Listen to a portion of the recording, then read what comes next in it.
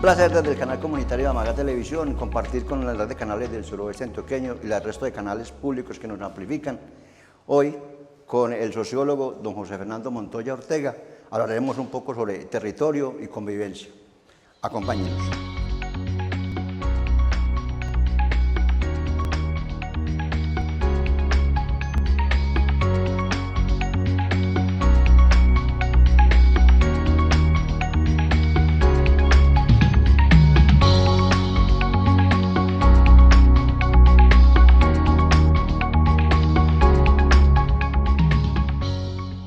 Un placer compartir con don José Fernando Montoya Ortega, sociólogo, ex secretario de Educación del Departamento de Antioquia, una persona muy dedicada al campo y a lo que tiene que ver con el urbanismo, con todo lo que los temas de convivencia y el territorio. Doctor José Fernando, muchas gracias por aceptar la invitación. Disculpe que no sea capaz de decirle doctor, pero, don José Fernando, muchas gracias por aceptar la invitación a compartir con nuestros televidentes. Está ahorita para, con sus experiencias, aportarle un poco a la construcción de una comunidad que requiere tanto hoy por el agobio que se tiene de la expansión urbana y un crecimiento desmesurado e irresponsable. Gracias, doctor, por compartir nuevamente con nosotros este espacio.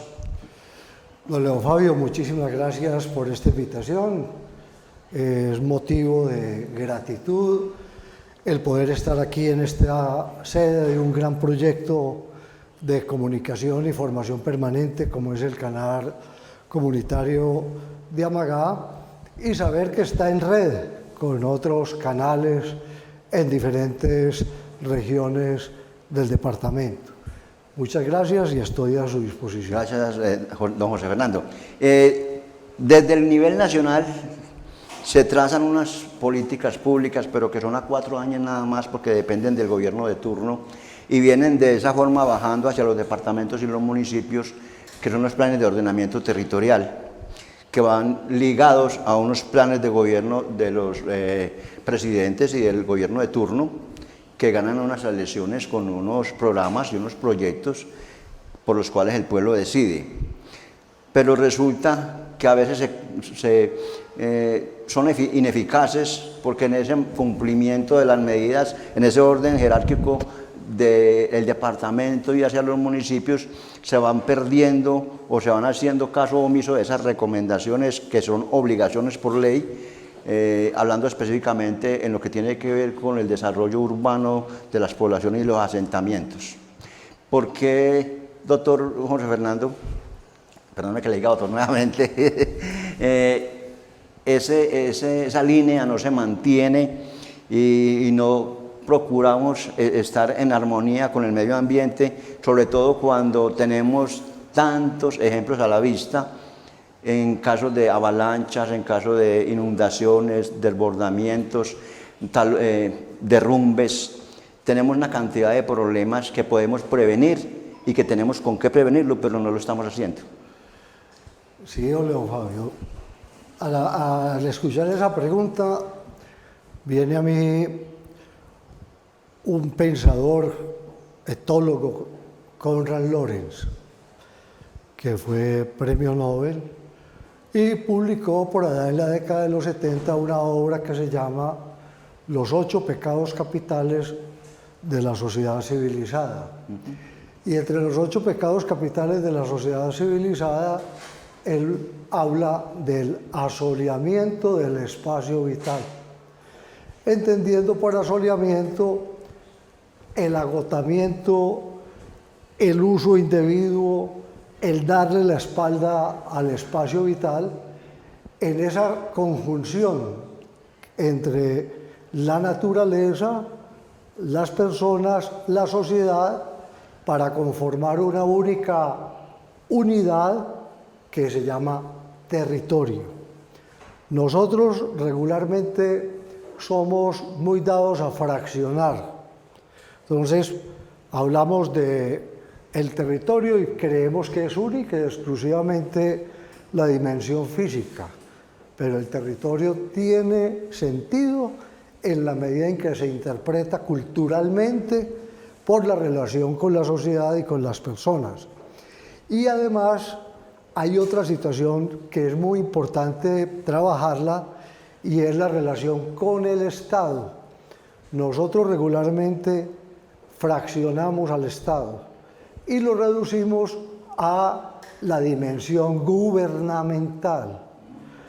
El gobierno es parte de las instituciones que hacen parte del Estado, pero el gobierno como tal no agota la capacidad y la complejidad del Estado en la relación entre territorio, personas, instituciones y dentro de esas instituciones las dimensiones propias del gobierno. Entonces, a lo que yo quiero acudir es a que nos demos cuenta de que el territorio no es competencia única de los gobernantes de turno. Cada uno de nosotros, y lo dice el Papa Francisco, cuando nos presenta la encíclica Laudato Si y la otra, la casa común. Y para poder convivir en una casa que es común hay un elemento clave y se llama el acuerdo de convivencia. Y ese acuerdo de convivencia es cómo podemos vivir pacíficamente sin que necesariamente tengamos que tener al frente la expresión policial, la expresión gubernativa, sino que ante todo, y remato ahí, seamos ciudadanos con capacidad de darle sentido superior a la vida. En ese orden de ideas, doctor, entonces aquí lo que se concluye es que le echamos la culpa al gobierno cuando el Estado somos todos. Cuando el Estado somos todos. Somos nosotros mismos. Y entonces, cuando uno mira, por ejemplo, desde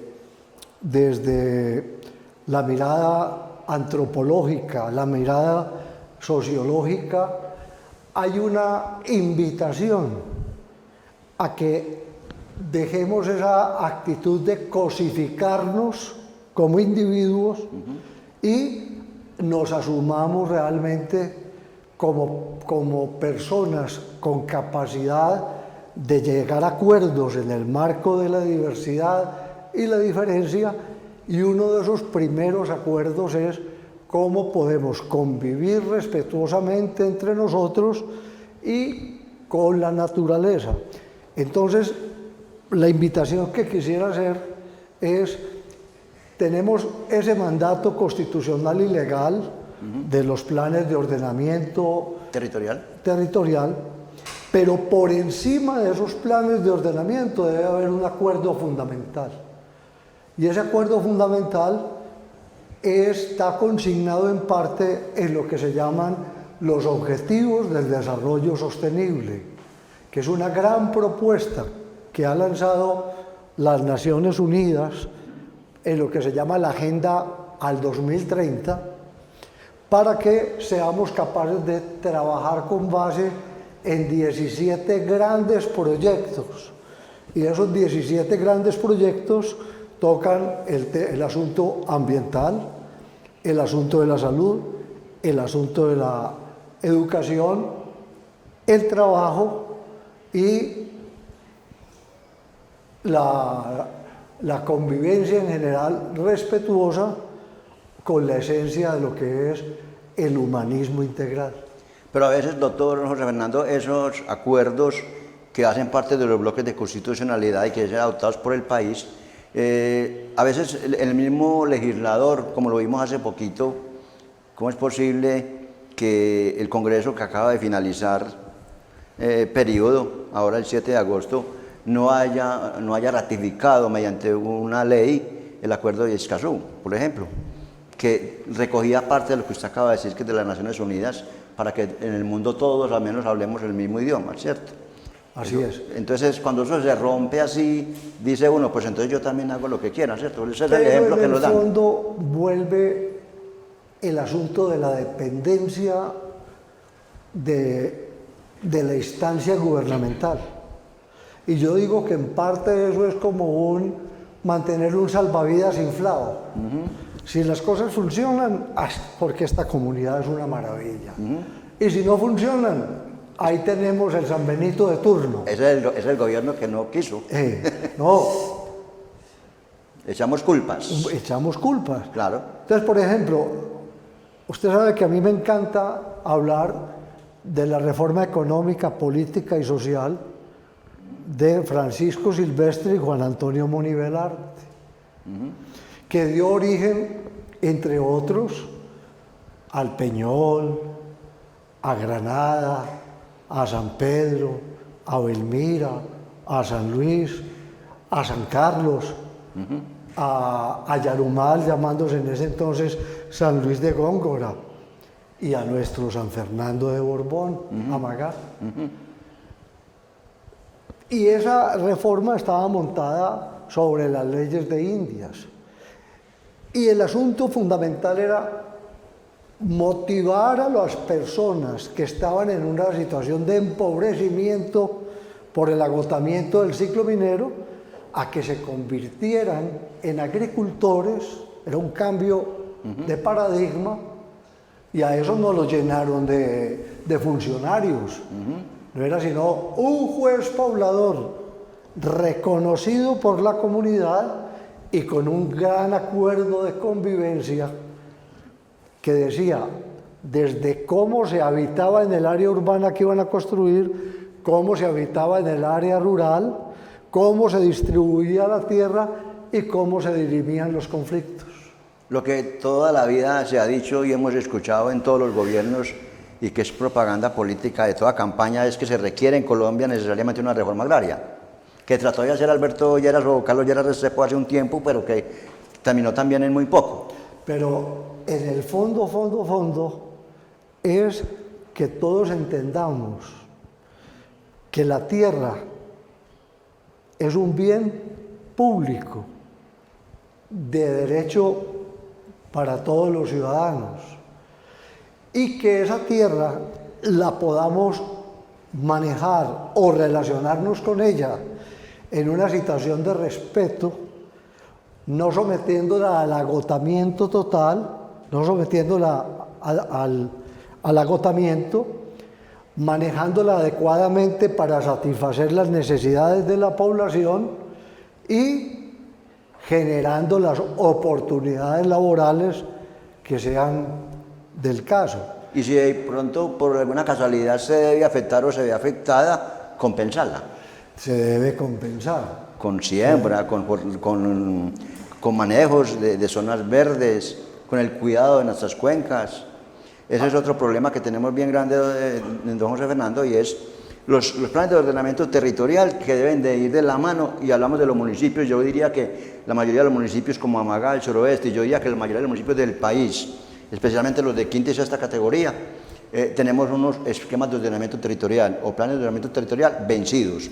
El de nosotros, por ejemplo, desde el año 2009, porque fue creado en el 99 y se definió para 3 gobiernos, 3 periodos, pero en el transcurso de los 3 periodos, el periodo de los alcaldes, que era de 3 años, lo subieron a 4, entonces eso nos varió un poquito y nos dejó prácticamente en 10 años, porque el último fue de 4 años. Entonces, 10 años de vigencia de ese acuerdo municipal en la mayoría de los municipios del país. Hoy tenemos un esquema de ordenamiento territorial en Amagá, por ejemplo, y en todos los municipios del suroeste, vencido desde esa fecha, con un problema bien grande, y es que la Corporación Autónoma Regional, por ejemplo, en el caso de nosotros, debe verificar que ese proyecto que se presenta, que esa propuesta que se hace a través de los municipios previa concertación con todas las comunidades y las audiencias públicas, sí concuerde con los planes de ordenamiento hídrico y sí concuerde con los PONCA, con el plan de manejo de las cuencas hídricas. Y eso fue lo que pasó en nuestro municipio, por eso no se ha podido terminar, porque no se concatenaron los dos. El plan de recurso hídrico, plan de manejo de cuencas hidrográficas y el plan de ordenamiento territorial. ¿Qué hay en el fondo de eso? Hay un fraccionamiento. Entonces el territorio terminamos viéndolo desde el punto de vista personal en lo que afecta a mí, el inmueble o los inmuebles que yo tengo. Desde el punto de vista individual personal en relación con las vías de acceso, que ojalá no sean muy amplias, que ojalá no me recorte mucho. Y lo tercero, que vuelve y juega el individualismo, es que no entendemos que antes que los seres humanos estaba la naturaleza. Nosotros somos los invasores. Y la naturaleza tiene una memoria impresionante. Y nosotros somos muy dados a ufanarnos que por los desarrollos de la tecnología y de la ingeniería, nosotros podemos prácticamente constreñir, invadir los terrenos de derrame de las cuencas, de las vertientes, y cuando menos pensamos estamos echándole la culpa al gobernante de turno por la imprevisión, que porque dejó meter o construir sobre las riberas. Eso es un asunto de responsabilidad social y responsabilidad personal. Entonces, por ejemplo, para eso es supremamente importante que desde las familias se cuente la historia de los mayores sobre el comportamiento geológico del territorio, sobre el comportamiento hídrico, que en las escuelas, en los proyectos educativos municipales e institucionales, se hagan con base en una lectura y reconocimiento del territorio. Hace unos días, pocos días, no más de 15, leyendo una nota de ciudadanos de este municipio, decían unas avenidas de agua que nunca se habían visto. Y yo les contesté, me da mucha pena, pero recuerden que vivimos en un territorio de tupias. ¿Y por qué vivimos en un territorio de tupias? Porque este territorio en particular de Amagá y parte del suroeste de Antioquia estaba conformado geológicamente por una formación que se llama el suelo Amagá. Y el suelo Amagá es una peña prácticamente impermeable, una capa de agua y encima una capa de tierra. Si nosotros afectamos las filtraciones naturales de esa capa de agua, la tierra se entrapa, no tiene por dónde permear y explota. Entonces de ahí vienen las avalanchas que estamos observando repetidamente en el suroeste y en nuestro territorio, y donde la gente muchas veces no lo mira como un asunto de un compromiso de todos los que habitamos en ese territorio, sino del alcalde de turno. Sino del alcalde y de la Oficina de Obras Públicas de Planeación de turno. ¿Cuál es el otro lío?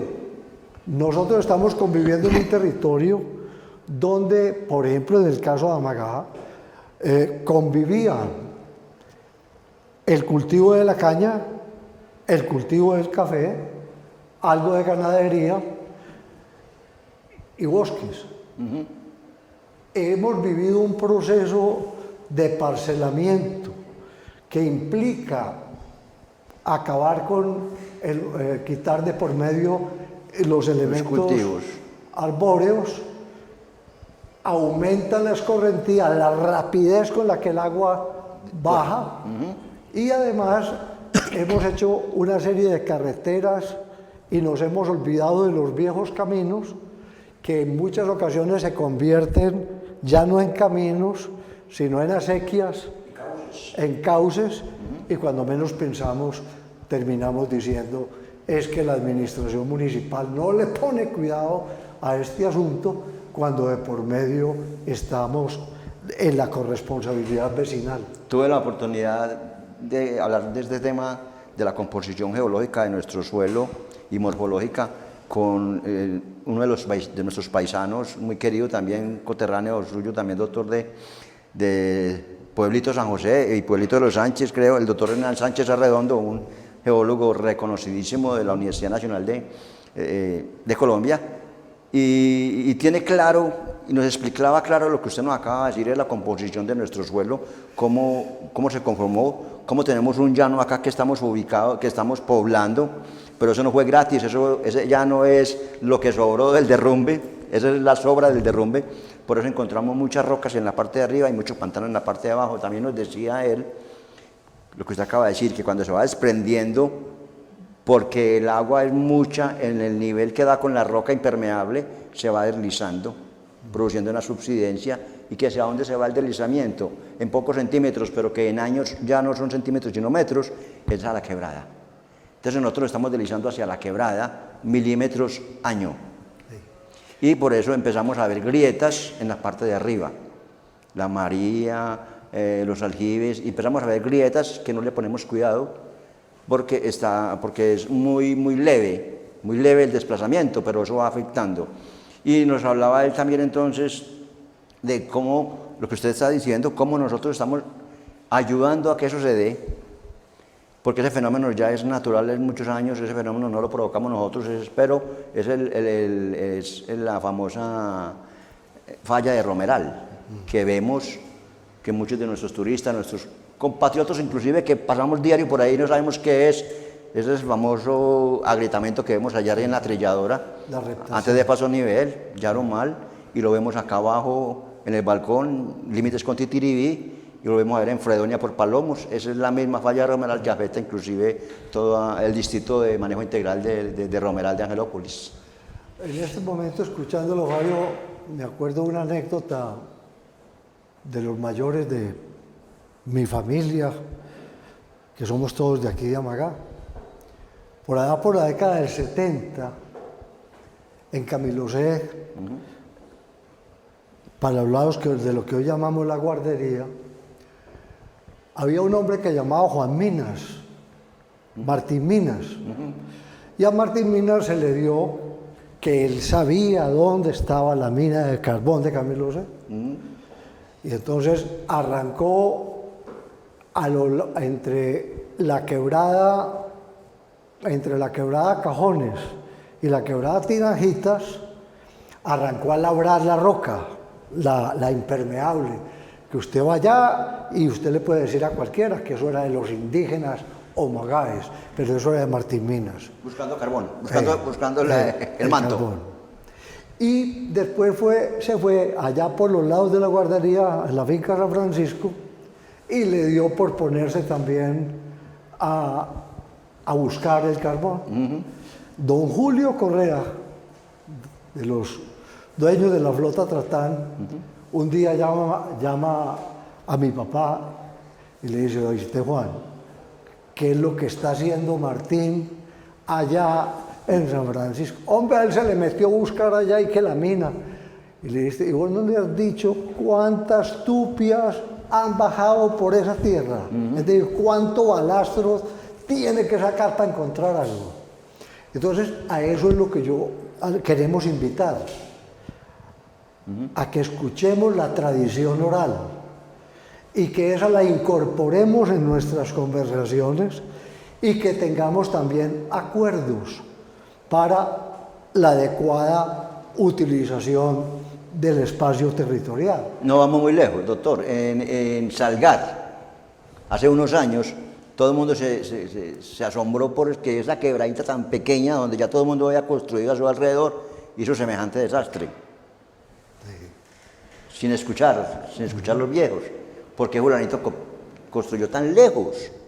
Porque él sí sabía hasta dónde llegaba cuando se crecía.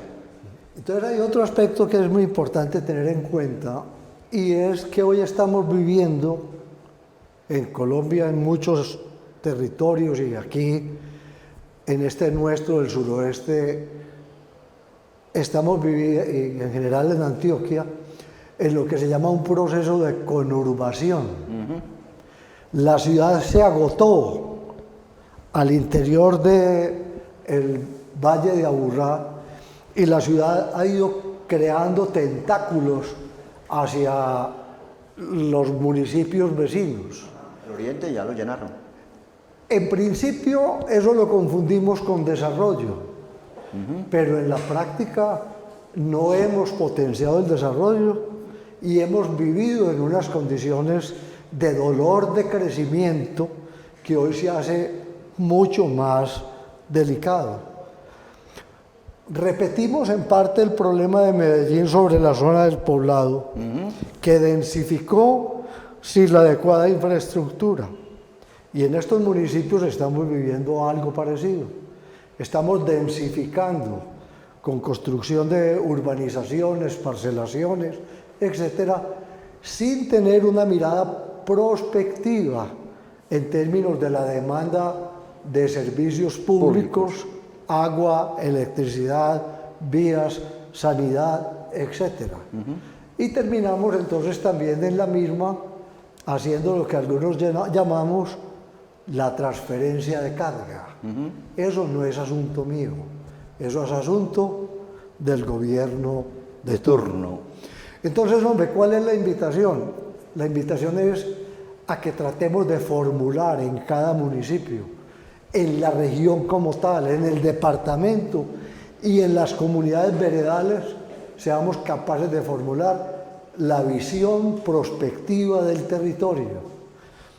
¿Cómo nos soñamos nosotros que nuestros hijos puedan convivir en paz, en armonía con la naturaleza y disponer lo correspondiente para ese fin?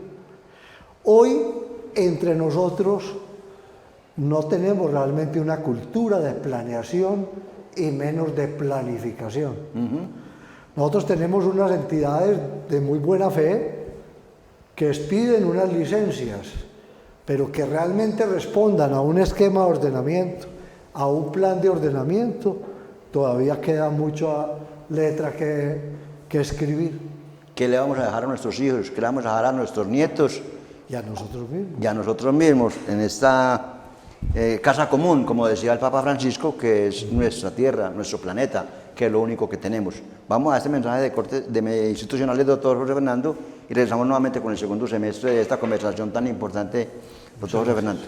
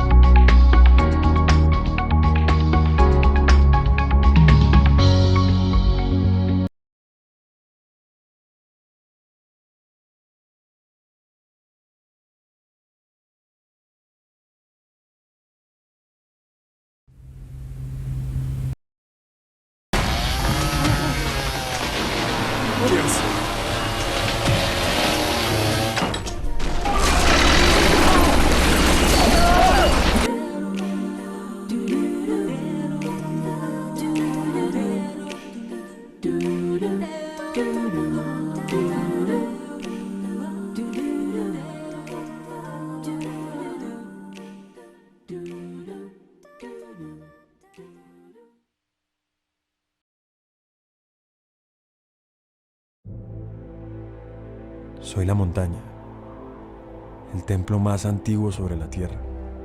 De mis glaciares y mis manantiales viene el agua que tomas, de mis bosques tu madera, el aire que respiras. Desde aquí puedo ver cómo has tratado al mundo. Solías recargar tu cuerpo y tu mente en la calma de mis bosques. Te vi escalar mis picos buscando trascender. Y ahora tomas de mí lo que se te antoja pensando solo en tu beneficio. Aún hay tiempo si abres los ojos, porque desde aquí te veo al borde del abismo. Y las rocas te esperan.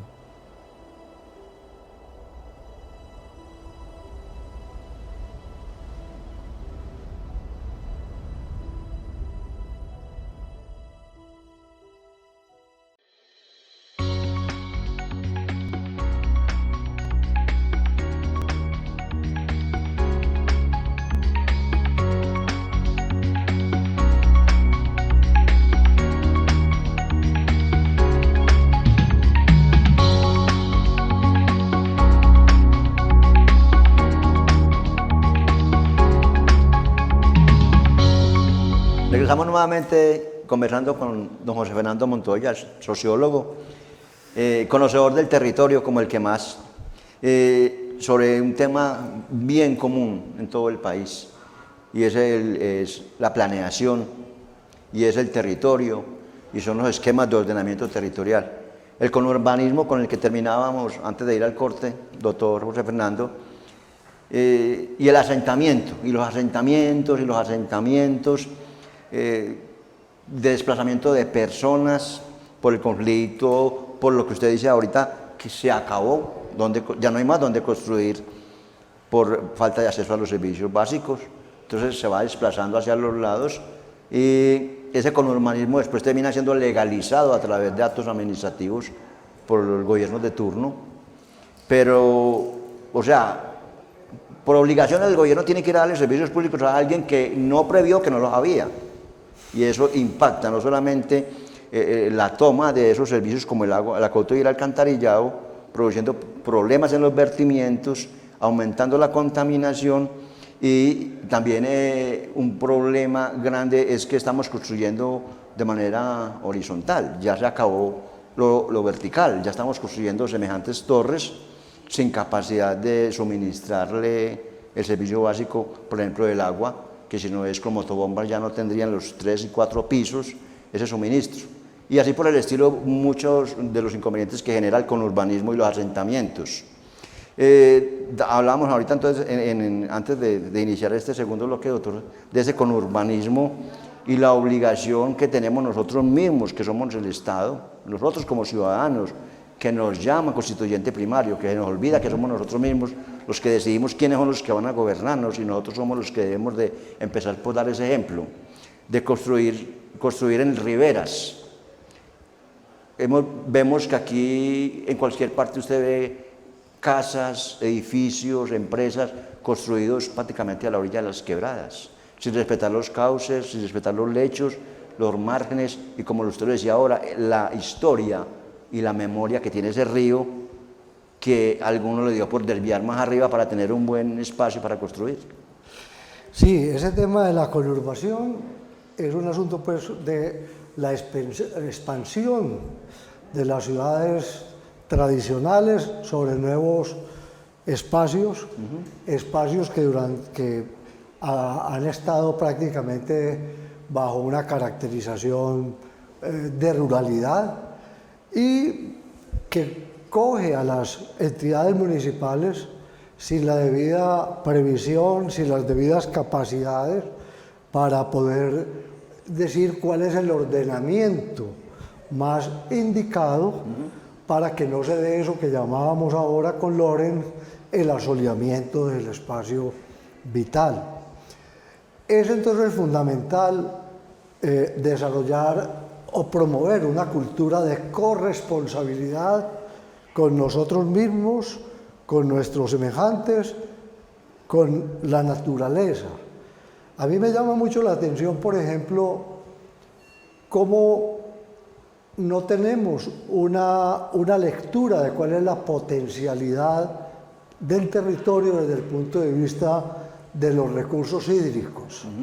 Creemos que porque hay una cantidad X de microcuencas, el territorio de por sí es rico en agua, pero a la hora de la verdad, y es algo que venimos insistiendo con relación a nuestro municipio con las condiciones normales de la tecnología que se está aplicando, no será autosuficiente en agua. Eso nos lleva entonces a una interpelación, y es cómo podríamos, mediante alianzas estratégicas de región, poder ayudar a tener unas modalidades de suministro de agua, manejo de vertimientos, etcétera, que no sea una colcha de retazos, sino que realmente responda a una actitud de potencialización y de trato respetuoso. El segundo aspecto es, debemos reconocer cuáles son las características de la movilidad de las corrientes de aire. Aquí, por ejemplo, en el llamado Valle de las Peras, que es una tacita, Aquí se está dando un fenómeno, se da un fenómeno de concentración de gases. de gases que repite en pequeña escala lo que se vive en el área metropolitana, con el agravante de que parte de la zona sur del área metropolitana prácticamente descarga hacia el sur. Hacia el suroeste.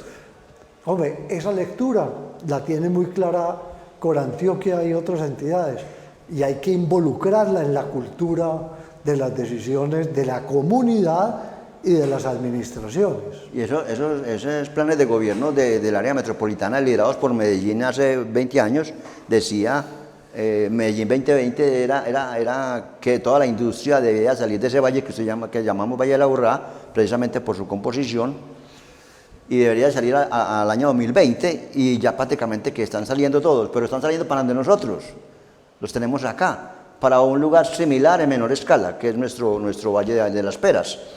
Y el problema que estamos viendo es que nuestro municipio es una tacita, es una batea, rodeado de montañas por todas partes.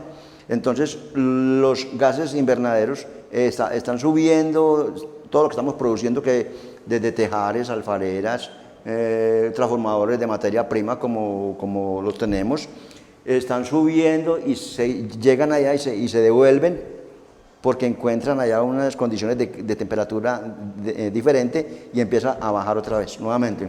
Ese efecto invernadero y esas lluvias ácidas estamos nosotros teniéndolas, que no las vemos como un derrumbe, que las vemos inmediatamente, pero que las estamos sintiendo en una de las dos patologías más grandes de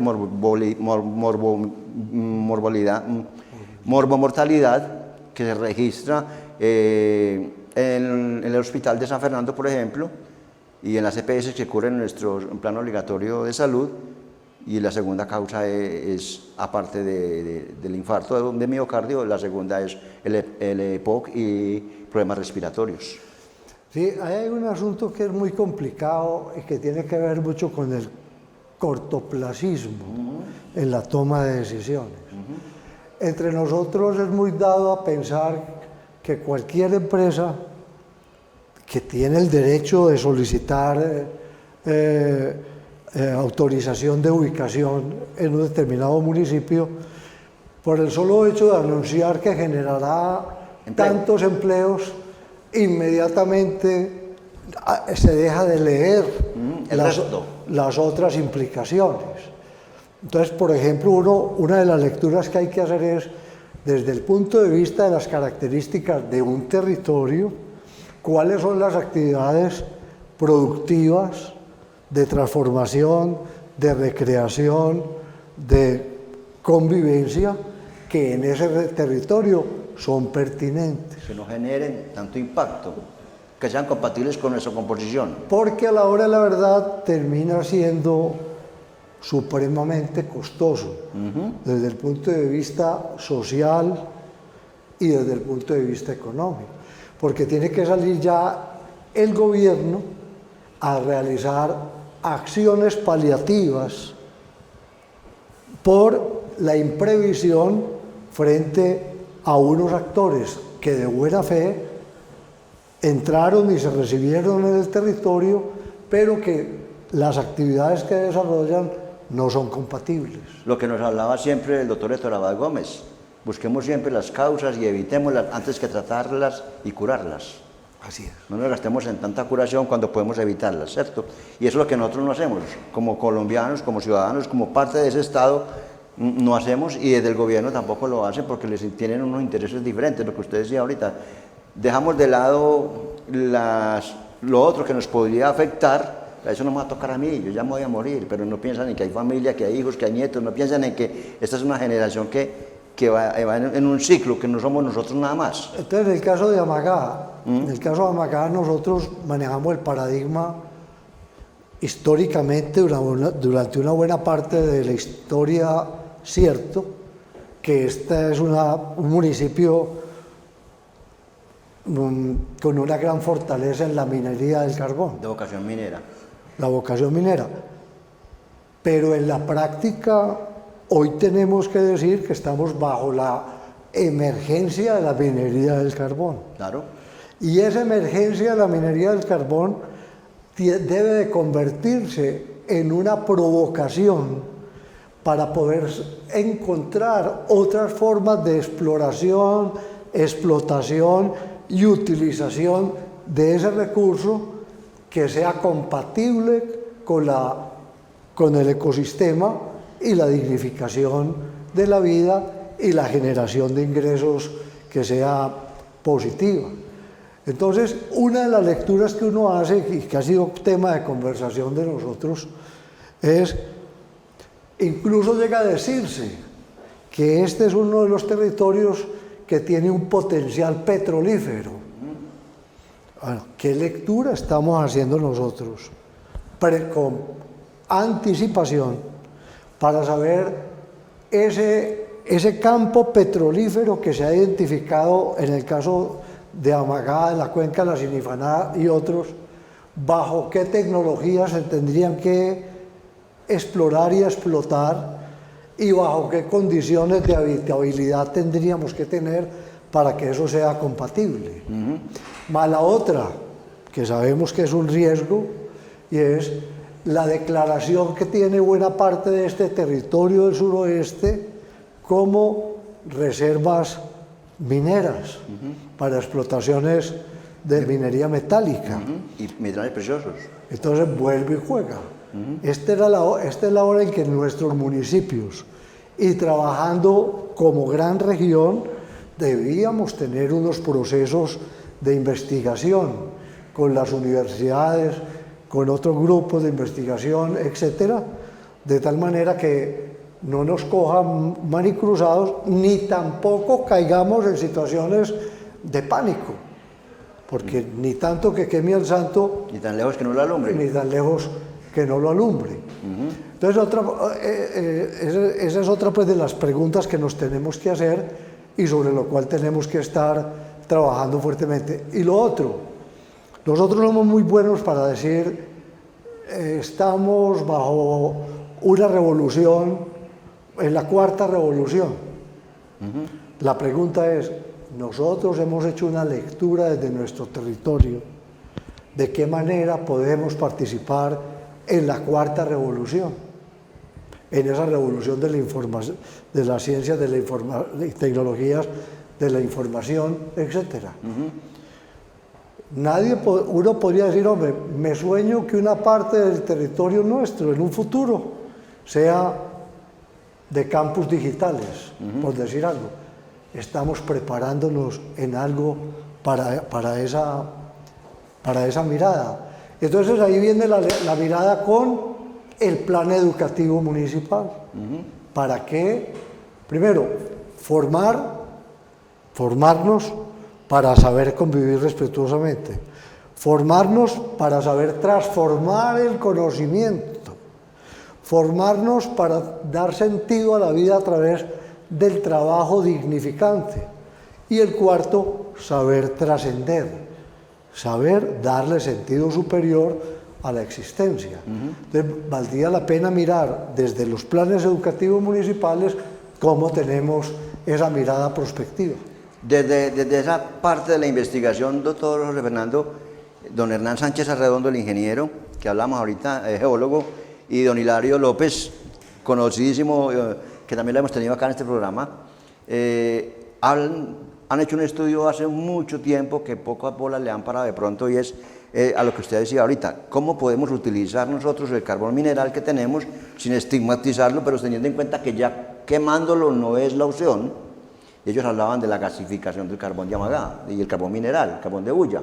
Es un proyecto buenísimo que ellos tienen hace mucho rato, pero que pocas bolas le ha parado, porque como lo dice el mismo Papa Francisco en su encíclica Laudato Si, él dice algo que incomoda mucho a estos países que empiezan a ver la exploración y la explotación como un mecanismo de subsistencia, de mayor subsistencia que la misma agricultura, y es que el Papa dijo, recién posesionado en su encíclica, que los combustibles fósiles tienen que desaparecer.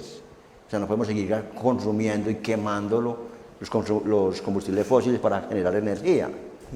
De hecho, también las hidroeléctricas están en un proceso de desaparecer, cambiarlas por energías nucleares, energía solar, energía eólica, ¿cierto?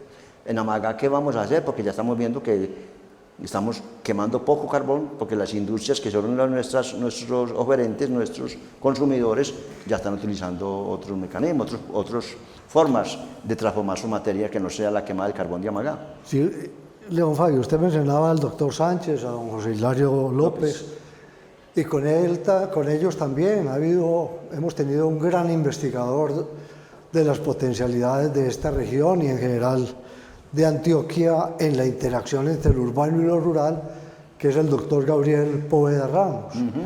Fue ministro. Ha sido un gran investigador. Sí.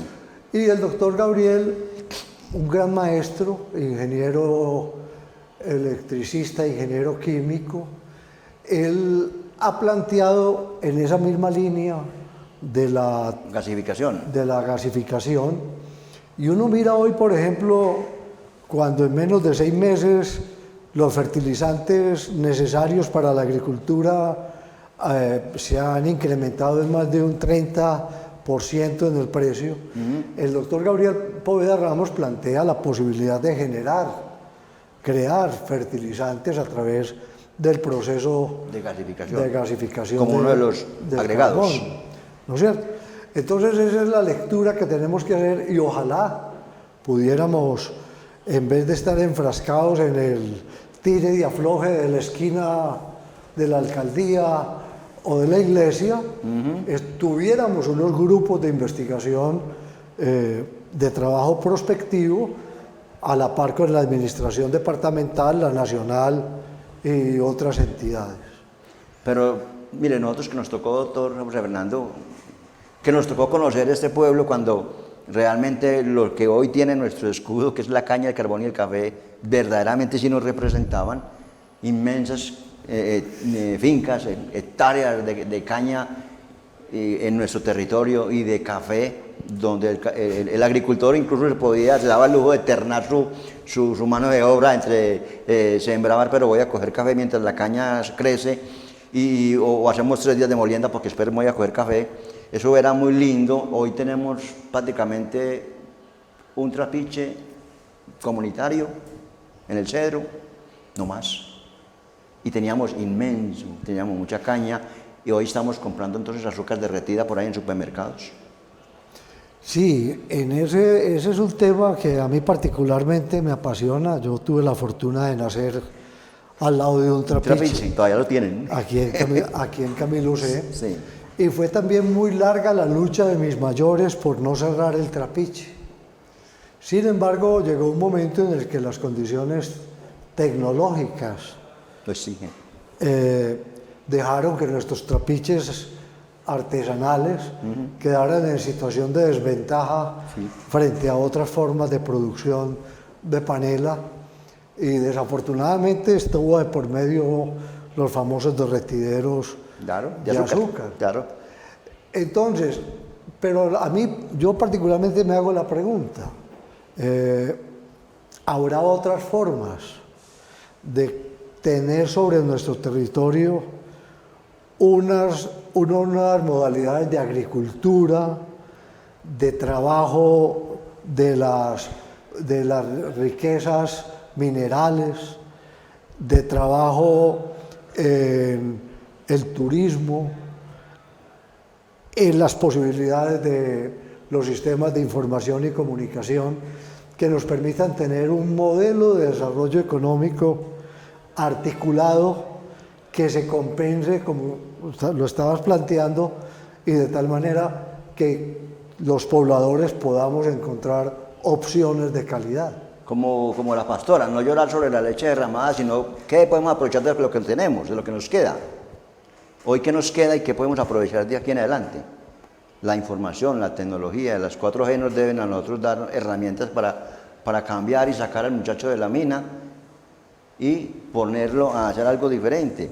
Sobre ese punto del sacar, yo tengo una anécdota que es muy diciente. Una joven de mi vereda, pueblito de San José, quería estudiar medicina, pero no pasaba medicina, y logró escucharnos de que estudiara administración, porque también le nacía. Estudió administración Y cuando algunos amigos míos en el medio universitario supieron que ella era del área rural, algunos me dijeron, la vamos a perder, la van a perder para el trabajo en el campo. Y yo les dije, depende. Puede que no la tengamos directamente allá en el cafetal, pero puede, como inteligencia formada, crear opciones para que otros puedan permanecer trabajando con dignidad en el campo. Y esa persona hoy tiene una empresa exportadora entre Tetiribí y Yamagá, y ella en el fondo aporta para que cerca de 200 personas puedan trabajar el café generando valor en la aplicación del conocimiento de manera complementaria con el apoyo que nos brinda la Federación Nacional de Cafeteros y la Cooperativa de Caficultores de Antioquia. Entonces, ¿qué es lo que necesitamos? Talento formado con capacidad de generar opciones de valor. Y no obstáculos. Y no obstáculos. Entonces, que sean capaces de mirar el territorio en la potencialidad, no de expoliación, sino de desarrollo humano integral y sostenible, desarrollo social, ambiental, económico o institucional y económico. Y aquí, ¿por qué insisto en lo institucional? Porque nuestras instituciones les hemos ido sacando el sentido fundamental.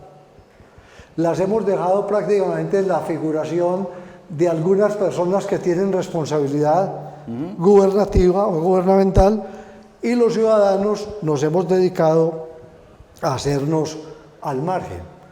Entonces, hombre, la forma como estamos atropellando las vías públicas, la forma como estamos atropellando las fuentes hídricas, los recursos naturales, etcétera, en el fondo es un asunto de responsabilidad de la familia, la escuela, la sociedad, la empresa y por último el gobierno. El gobierno y en su conjunto el Estado. Vamos a este último corte institucional del doctor Fernando y regresamos con las conclusiones de esta conversación. Muy bien, muchas gracias.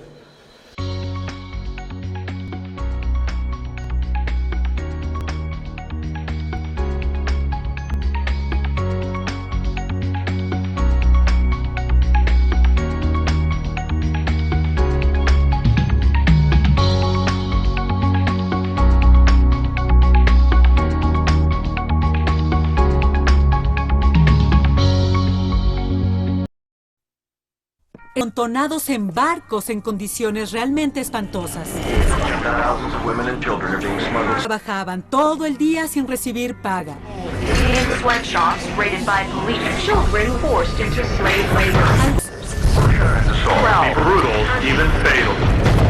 Antes de continuar, ¿quieren preguntar algo? ¿Y esto sigue pasando?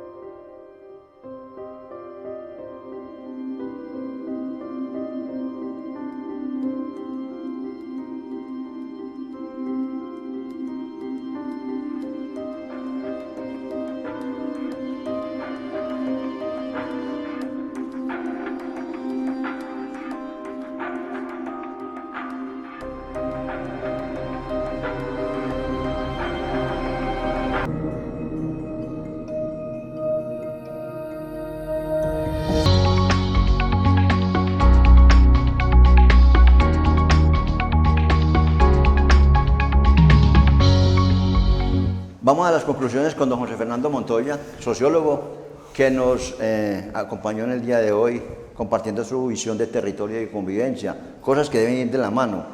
Doctor José Fernando, para concluir entonces, los esquemas de ordenamiento territorial, que son las herramientas del Estado, sin dejar de lado que el Estado somos nosotros, porque nosotros echamos la culpa al Estado, pero yo, que soy el primero del Estado, cuando no reciclo, cuando no separo en la fuente, cuando invado quebradas, cuando desvío quebradas para tener un poco más de espacio y de terreno, cuando construyo 3 y 4 pisos sin las fundaciones necesarias y con la ayuda de los expertos, cuando estoy haciendo todo eso y, como lo decía usted ahorita, estrechándole la vía a los demás, estrechando zonas de espacio común, sacando mesas para mi negocio, que el otro se joda y que de brinque y que dé la vuelta.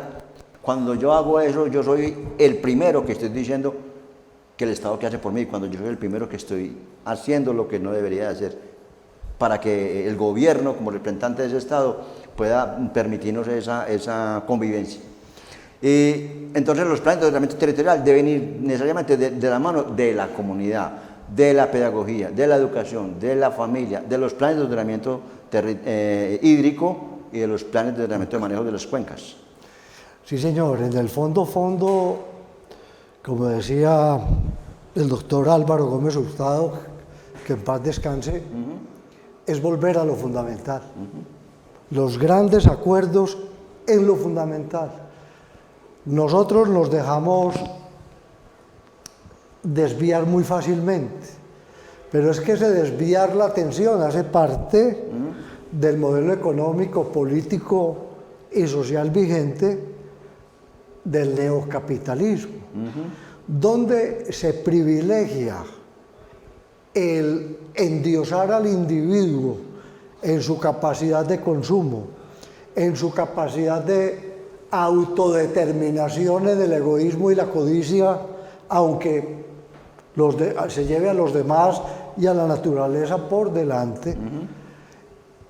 Y entonces es muy importante darnos cuenta que ese neocapitalismo ha generado prácticamente unas grandes manifestaciones de contracultura que atentan en el fondo contra la misma vigencia del sistema capitalista. Por eso hay una corriente relativamente nueva que se llama el capitalismo consciente. Y es que es hacernos conscientes de que el individualismo termina generando condiciones de autodestrucción. Hacernos conscientes que necesitamos conjugar el yo, el nosotros, porque en la medida en que conjuguemos el nosotros, tiene posibilidad de vida la realización de cada una de las personas.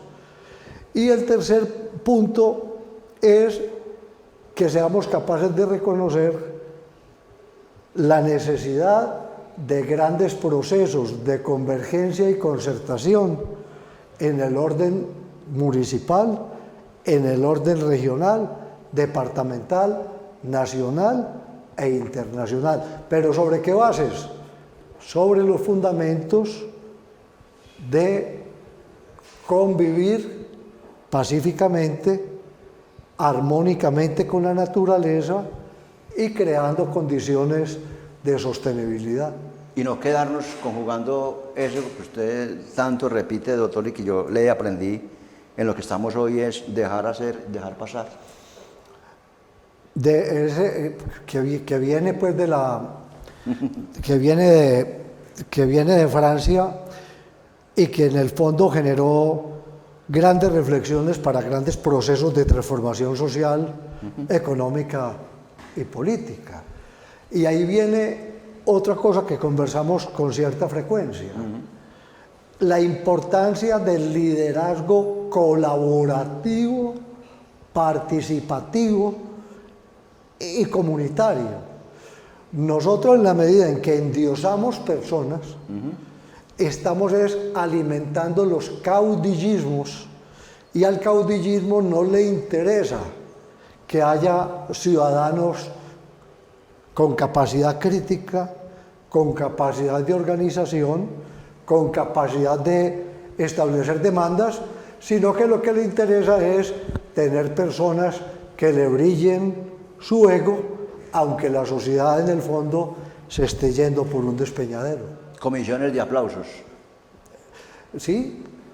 Entonces a nosotros se nos va el día en felicitar al gobernante, cuando al gobernante hay que tratarlo con respeto, pero a la vez exigiéndole el que sea el primer servidor entre los servidores y que sea el gran dinamizador del liderazgo colaborativo, como decía un cooperativista brasilero, para tener la capacidad de rasgar el futuro.